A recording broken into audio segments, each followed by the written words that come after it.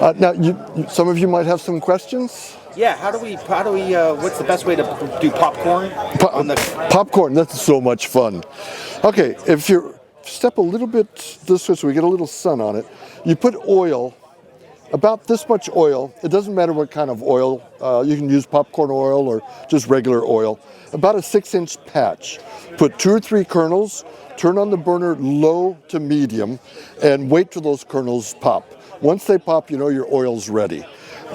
You'll then cover that patch of oil with popcorn kernels, and then put the lid, which is right here, and cover the lid, and you want to do little circular 8s as the popcorn starts popping.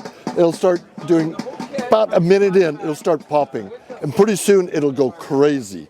It'll take about 3 minutes, and this thing's just going insane. When you pull off the lid, and again, you want to keep the lid moving, so you keep your popcorn moving, so the kernels don't burn. You're gonna have a pile of popcorn.